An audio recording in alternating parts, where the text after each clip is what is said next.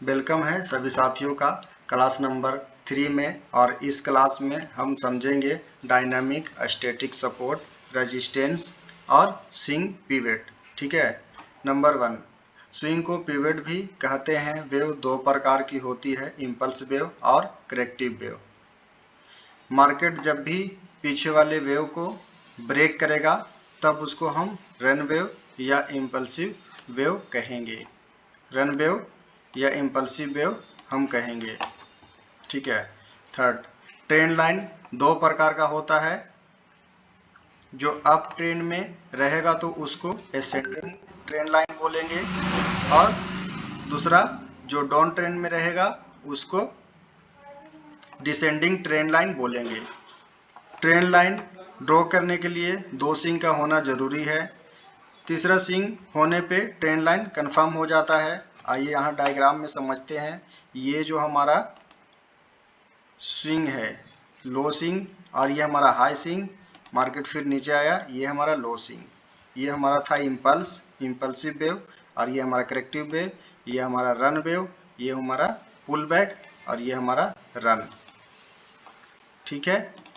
तो इस डायग्राम में हम समझने का प्रयास करते हैं कि ये जो हमारा नीचे वाला लाइन है, ये जो हमारा नीचे वाला लाइन है, ये लाइन, ये हमारा क्या है, असेंडिंग लाइन।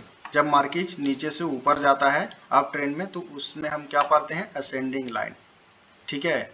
और ये जो स्विंग है इसको बोलेंगे डायनेमिक सपोर्ट। क्या बोलेंगे, डायनेमिक सपोर्ट। और ये स्विंग को पिवट भी बोलते हैं। स्विंग या पिवट दोनों आप कह सकते हैं। स्विंग या पिवट ये लो वाले भी और हाई वाले को भी, ये दोनों क्या होता है, स्विंग होता है। और स्विंग को पिवट भी कह सकते हैं, चाहे वो अप ट्रेंड में रहे या डाउन ट्रेंड में रहे, है ना।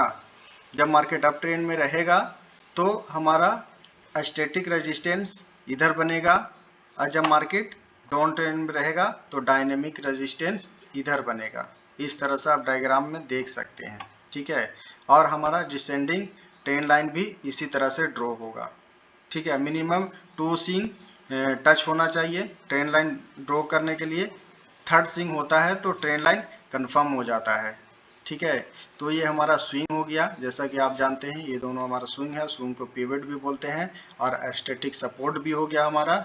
ठीक है। ये जो हमारा नीचे का क्या है, स्टैटिक सपोर्ट है, और ऊपर वाला क्या है, हमारा डायनेमिक रेजिस्टेंस है। ठीक है।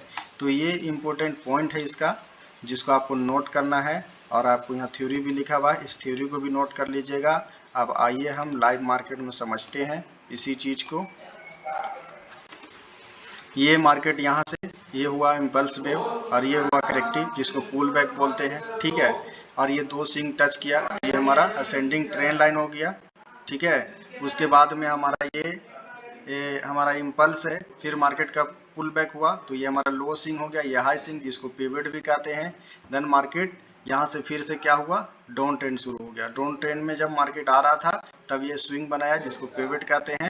और इसका ट्रेंड लाइन ड्रॉ करने के लिए, डिसेंडिंग ट्रेंड लाइन ड्रॉ करने के लिए दो स्विंग जरूरी होता है। लेकिन यहाँ पे क्या हुआ, 3 स्विंग मिला, तो इससे क्या होता है, 3 स्विंग जब मिलता है तो ट्रेंड लाइन कंफर्म हो जाता है।